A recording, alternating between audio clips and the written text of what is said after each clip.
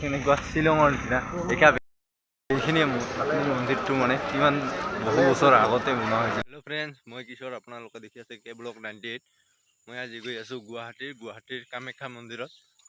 তো ভিডিঅ'টো স্কিপ নকৰি চাই থাকক।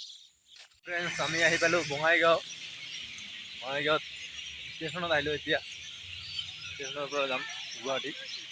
চাওক মানুহ কিমান আছে বঙাইগাঁৱত।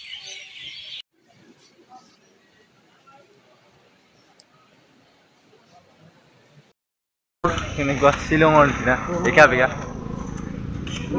বঢ়িয়া লাগিছে, মানে বহুত বঢ়িয়া লাগিছে। জিকি হ'লেও গুৱাহাটীখন মানে এতিয়া অলপমান খোজকাঢ়িছোঁ কামাখ্যা মন্দিৰত। চাওক মূৰ্তি বনাই ৰাখিছে, বগা কালাৰ এনেকুৱা বনাইছে। পাহাৰ কাটি কেনেকুৱা বনাইছে।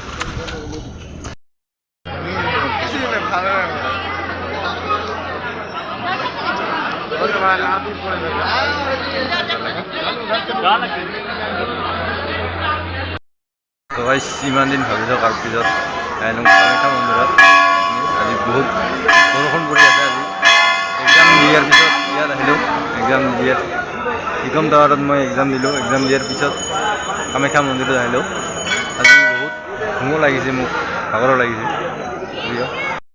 এইখিনিয়ে মন্দিৰটো মানে কিমান বহু বছৰ আগতে বনোৱা হৈছিল।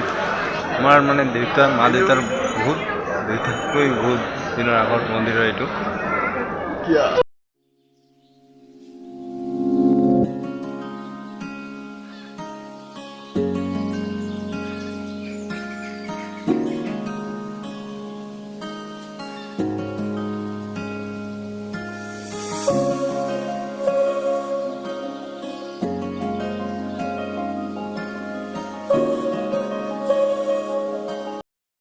যেতিয়া অমাৱস্যা লাগে, ইয়াৰ কামাখ্যা মাৰ যেতিয়া অমাৱস্যা হয়, তেতিয়া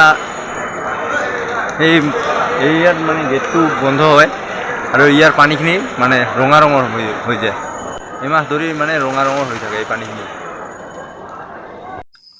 এই যে ওপৰত হালধীয়া ৰঙৰ দিছে, সেইবোৰ সোণৰ নেকি? মই ইমান ভালকৈ নাজানো।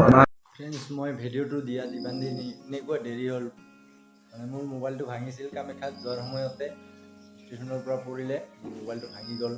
তেতিয়া মই মোৰ বেষ্ট ফ্ৰেণ্ড যিটোৰ পৰা মই তাৰ মোবাইলটো ল'লোঁ। সেই মোবাইলটো লৈ মই ভিডিঅ' কৰিলোঁ। তাৰ পৰা মোবাইলটো লৈ মই ভিডিঅ' কৰিলোঁ। মানে যাবলৈ ওলাইছোঁ, হাতৰ পৰা এজন ফ্ৰেণ্ডে মোক কল কৰিছিল। মোৰ হাতৰ পৰা মোবাইলটো পৰি এনেকুৱা ভাঙি গ'ল। কি কৰিম, মোৰ এক্সাম নাথাকিলে মই নগ'লোৱে হয়।